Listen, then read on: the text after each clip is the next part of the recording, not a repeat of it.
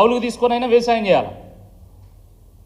లేకపోతే చేనేత గురించి మాట్లాడితే ఒక మగ్గం కొనుక్కొనైనా దాని గురించి మాట్లాడాలి.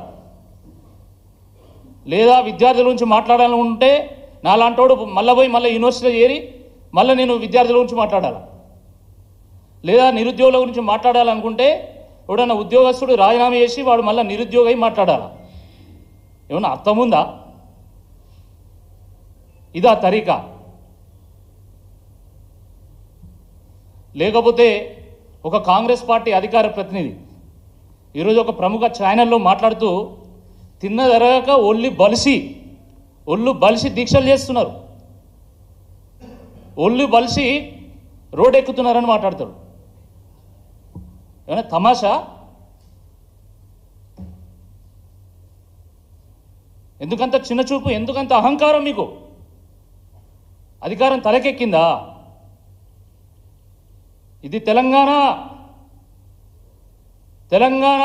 గడ్డ మీద పుట్టిన ప్రతి వ్యక్తిలో డిఎన్ఏలో తిరుగుబాటు ఉంటుంది, తెగింపు ఉంటుంది, త్యాగం ఉంటుంది. అణిచివేయాలని చూస్తే అగ్గి పుట్టిస్తాం బిడ్డ, గుర్తుపెట్టుకో. తమాషా చేస్తాను. అవును, కాంగ్రెస్ పార్టీ కోసం పాపం ఈ వేల మంది నిరుద్యోగులు అశోక్ నగర్ నుంచి కార్లు పెట్టుకొని వెళ్ళి ఊరూరు వెళ్ళి తండ గ్రామము గూడెము తిరిగి కాంగ్రెస్ పార్టీకి ఓటు వేయమని చెప్పి ఈరోజు రోడ్డు ఎక్కితే, అవును వాళ్ళు తిన్నదరగకనే రోడ్డు ఎక్కింది. అట్లే ఉన్నది. మీ మాటలు చాలా అవమానకరంగా ఉన్నాయి. ఒళ్ళు జాగ్రత్త పెట్టుకొని మాట్లాడండి. లేకపోతే తెల్లారు లేస్తే రేవంత్ రెడ్డి గారు ముఖ్యమంత్రి స్థాయిలో ఉండి ఎవరు కొట్లాడినా కూడా వాళ్ళు ఇంకా బీఆర్ఎస్ ఉన్నది అంటాడు. బరాబర్ బీఆర్ఎస్ ఉంటుంది, ఎందుకు ఉండకూడదని అడుగుతున్నా. మిమ్మల్ని పరిపాలన చేయమని చెప్పేసి మీకు 64 సీట్లు ఇస్తే మీరు ప్రతిపక్షంగా ఉండని చెప్పి బీఆర్ఎస్ పార్టీకి 39 సీట్లు ఇచ్చింది వాస్తవం కాదని అడుగుతున్నా.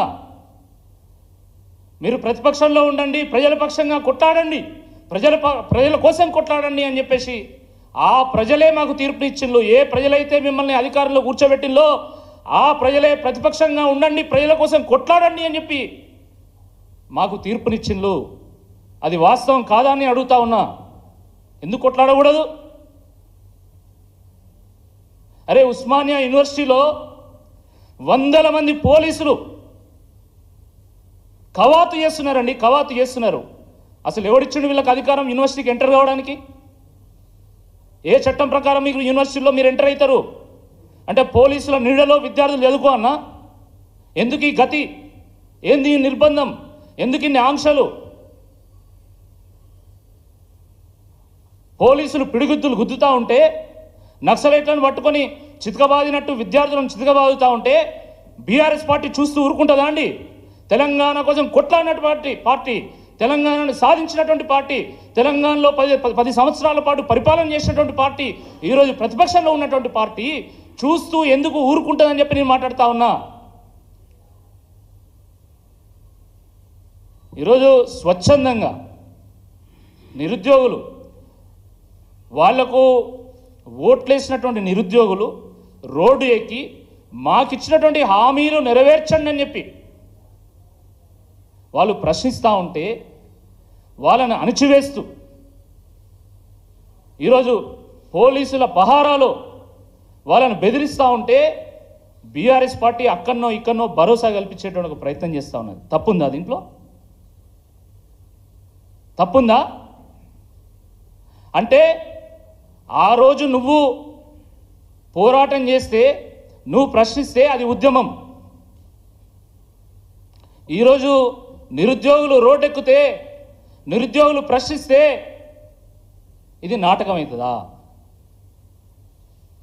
మరి ఆ రోజు నిరుద్యోగులు ప్రశ్నిస్తున్నప్పుడు, ఆ రోజు నిరుద్యోగులు బీఆర్ఎస్ ప్రభుత్వం మీద పోరాడుతున్నప్పుడు వాళ్ళ వెనుకున్నది మీరేనా?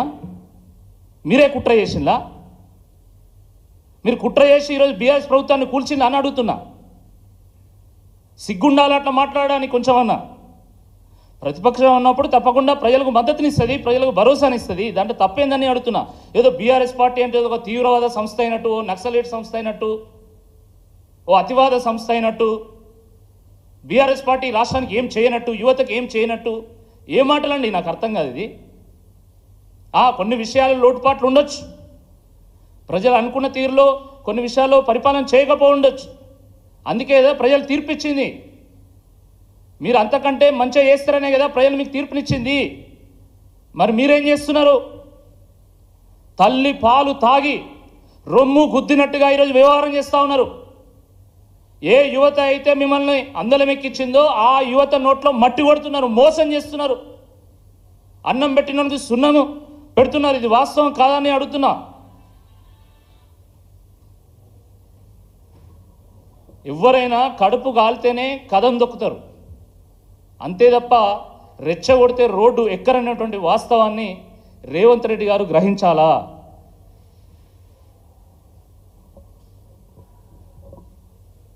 పదే పదే ఈ నిరుద్యోగుల వెనుక బీఆర్ఎస్ పార్టీ ఉంది.